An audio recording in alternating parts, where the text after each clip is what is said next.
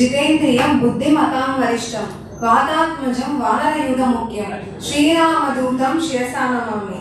సభా సరస్వతి దేవికి శతకోటి వందనాలు.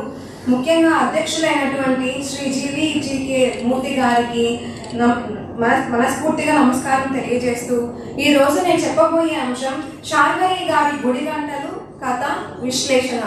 నమస్తే, నా పేరు ఎం గాయత్రీదేవి. నేను యోగవేమన విశ్వవిద్యాలయం నుంచి వచ్చి ఉన్నాను. అయితే మన ఆధునిక కాలంలో మనం గమనించినట్లయితే సాహిత్య చరిత్రలో ప్రతి ఒక్క రచయిత తమ యొక్క స్థానాన్ని సుస్థిరపరుచుకున్నారని చెప్పవచ్చు. అదేవిధంగా మన రచయిత అయినటువంటి శార్వరి గారు కూడా సాహిత్య చరిత్రలో తమకంటూ ఒక ప్రత్యేకమైన స్థానాన్ని ఏర్పరచుకున్నారని చెప్పవచ్చు.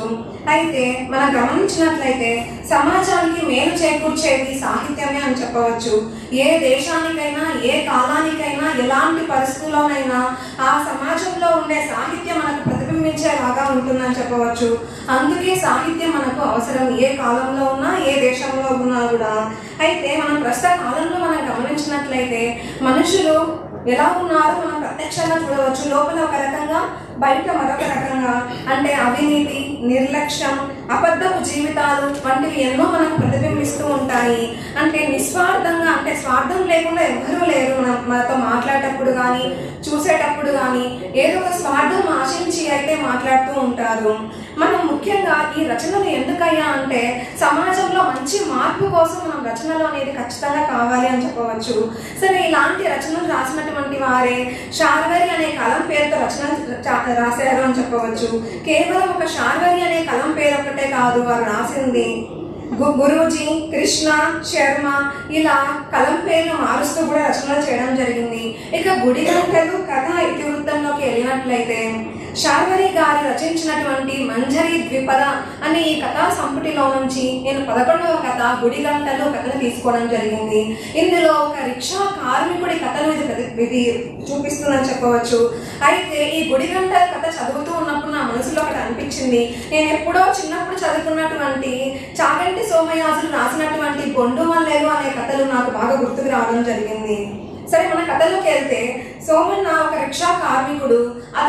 అతని దినచర్య ఏందయ్యా అంటే పొద్దున్నే లేవడం, కాలకృత్యాలు తీర్చుకోవడం, దేవాలయానికి వెళ్ళడము, పూజారి మంత్రోచ్చరణతో స్వామివారిని నిద్ర లేపిన తర్వాత హారతి ఇచ్చిన తర్వాత ఇక్కడ స్వామివారి దర్శన భాగ్యం చేసుకున్న తర్వాతే రిక్షా తన వృత్తిని ప్రారంభించేవాడు. ఆ స్వామివారి దర్శన భాగ్యం కలగంది రాజు, ఒక దేశానికి రాజైనా సరే వచ్చి రిక్షా తీయగా అంటే కూడా తీసేవాడు కాదు. అంత ఒక నిబద్ధత కలిగినటువంటి వ్యక్తి రిక్షా కార్మికుడు అని చెప్పవచ్చు. అయితే ఒక రోజు దురదృష్టవశాత్తు బాగా ఆదమర్చి నిద్రపోయినాడు మన సోమన్న. అలా నిద్రపోవడం వల్ల తెల్లవారేసరికి లేయలేకపోయినాడు. ఫ్యాక్టరీకి వెళ్ళే వాళ్ళు వెళ్ళిపోయినారు, ఎక్కడి వాళ్ళు అక్కడికి వెళ్ళిపోయినారు. సోమన్న మాత్రం లేయలేదు. ఫలితంగా స్వామివారి దర్శన భాగ్యం అయితే కలగలేదు. దేవాలయం యొక్క తలుపులు మూసివేయబడ్డాయి. ఇంకా అలాగే విచారిస్తూ వెనక్కి రావడం జరిగింది. ఉన్నట్టుండిగా తన మానసిక పరిస్థితి మొత్తం గందరగోళంగా మారిపోయింది. దేవునికి నా పైన కోపం వచ్చిందా అని తనకు తానుగా నిందలు వేసుకోవడం జరిగిందనమాట.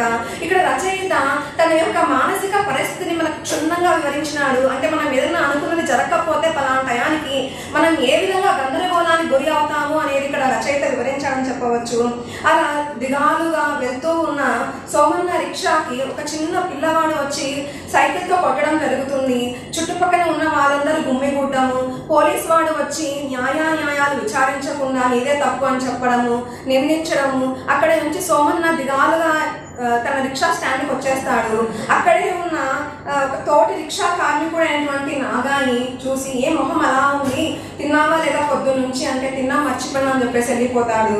సరే, ప్రతిరోజు తన యొక్క దినచర్యలో భాగం స్కూల్ పిల్లల్ని ఇంటి దగ్గర ఎక్కించుకోవడం, మళ్ళీ తీసుకొని పోయి వాళ్ళ ఇంటికాడ దింపడము, స్కూల్ దగ్గర ఎక్కించుకోవడం, దించడం, ఇదే కదా తన యొక్క దినచర్య. అదేవిధంగా బేబీ అని ఒక ఇంటి దగ్గరికి వెళ్ళి ఆగుతాడు రిక్షా తీసుకొని వెళ్ళి. అయితే ఆ పాప మేడ మీద నుంచి దిగి వచ్చేసి తనకి డబ్బులు ఇవ్వవలసిన దానికంటే కూడా అదనంగా ఇస్తుంది ఆ డబ్బుల్ని. ఎందుకమ్మా ఈ డబ్బులు నాకు వద్దు అని చెప్తాడు అతడు. రేపటి నుంచి మాకు సెలవులు, రేపటి నుంచి రావాల్సిన అవసరం లేదని చెప్తుంది. ఇక్కడ రచయిత యొక్క వృద్ధులు ఏ విధంగా వాళ్ళు స్పందిస్తారు అనేది ఇంకొక రకంగా మనం చూడవచ్చు. ఆ పాప ఒక్కసారిగా వద్దు అని చెప్పేసరికి ప్రపంచం తలకిందులు అయిపోయింది. మెన్ను విరిగి కింద పడిందా అన్నట్లు అయిపోయింది. అతని యొక్క కాళ్ళు చేతులు వణికిపోయినాయి. ఈ ఎండాకాలంలో చలి అతన్ని ఆవరించిందని చెప్పవచ్చు. అంటే ఇక్కడ చిన్నపిల్లలకు వృద్ధులు ఏ విధంగా, అందులో ఒంటరి వృద్ధులు ఏ విధంగా త్వరగా అట్రాక్ట్ అవుతారో ఇక్కడ రచయిత పూర్తిగా స్పష్టంగా వివరించాడని చెప్పవచ్చు. ఇలా అలసిపోయి ఇంటికి వెళ్ళిపోతాడు. పగలంతా తిండి లేదు, అందులో బేబీ తోడు లేదు. అంటే ఆ పాప అల్లరి చేష్టలు, నవ్వులు ఇవన్నీ చూస్తూ గడిపిన సోమన్నకి ఒక్కసారిగా ఆ పాపను చూడకపోయేసరికి దిగాలుగా ఇంటి బయటే కూర్చుంటాడు. కొద్దిసేపటికి తన తోటి రిక్షా కార్మికుడు నాగాయి ఇంటికి వెళ్తాడు. ఇక్కడ ఈ సందర్భంలో నాగాయి గురించి చెప్పాలి. ఎందుకంటే పగలంతా రిక్షా తోలుతాడు, వచ్చిన సొమ్ముతో తాగుతాడు, ఇంటికి వచ్చి భార్యని కొడతాడు. అంటే భార్యని కొట్టంగా తనకి పొద్దు పోదనమాట, తన జీవితం అనేది ముందుకు సాగదనమాట. పాపం సోమన్న చాలా సార్లు హెచ్చరించినాడు, అయినా కూడా అతను మారలేదు. సరే మళ్ళీ సోమన్న దగ్గరికే వచ్చి కూర్చుంటాడు నాగాని. ఎన్నిసార్లు అబ్బాయి నేను హెచ్చరించేది అన్నా కూడా వినడు. తర్వాత కొద్దిసేపటికి తిరుపతమ్మ అనే ఒక స్త్రీ రావడం జరుగుతుంది. ఒక అత్తరు గుబాలింపుతో వచ్చినటువంటి వాసనతో ఆమె వస్తుంది అక్కడికి. ఆమె అతి చిన్న వయసుతో అలా ఇక్కడ అతి చిన్న వయసులో భర్త చనిపోవడం వల్ల పడక వృత్తిని స్వీకరించింది ఈమె. అంటే సమాజంలో ఒక ఒంటరి స్త్రీ ఏ విధంగా నలిగిపోతుంది అనేది రచయిత ఇక్కడ మనకు వివరించాడు అని చెప్పవచ్చు. ఇలా అక్కడ కూర్చున్నప్పుడు అందరినీ ప్రశ్నిస్తారనమాట, నేను చనిపోయిన తర్వాత నువ్వేం చేస్తావు అని. నీకు అది చేస్తాను ఇది చేస్తాను చాలా మంది చెప్తారు. అయితే ఇక్కడ సోమన్నకు తెలుసు అందరూ చెప్పేది బూటకపు మాటలు, నిజమైతే అస్సలు కాదు అని బాగా తెలుసు అనమాట. ఇలా అయిపోయిన తర్వాత ఇక మరుసటి రోజు అవుతుంది. సోమన్న మెట్ల మీద పడిపోయి ఉంటాడు. కానీ దేవాలయం తలుపులు తీయడం మూయడం అంతా అయిపోతుంది. సోమన్న లేవడు. అందరూ చుట్టూ గుమ్మిగూడి ఉంటారు. ఇక్కడ ఏమైపోయిందయ్యా అంటే పోలీసులు వచ్చి విచారించి ఇక సోమన్న లేడు అనే విషయం చెప్తారు. ఇక సోమన్న చనిపోవడంతో ఇక్కడ ఏమైపోతుందయ్యా అంటే ఎవరు దానిని రాదు చెప్పిన వాళ్ళు ఎవ్వరూ రాదు. అంటే ఇక్కడ సమాజంలో మనకు చెప్పే మాటలు ఏది నిజం కాదు అనేది మనం ఇక్కడ చూడొచ్చు. కానీ సోమన్నని ఎవరు తీసుకొని వెళ్ళరు. ఒక అనాథ శవంలాగా మున్సిపాలిటీ వ్యాన్లోకి వచ్చి తీసుకొని వెళ్ళిపోతారు. ఇలా అతి విషాదాంతంతో కథ ముగుస్తుందని చెప్పవచ్చు. చివరికి పెంపుడు కుక్క మాత్రమే అతని దగ్గరికి వెళ్తుంది, సమాధి దగ్గరికి.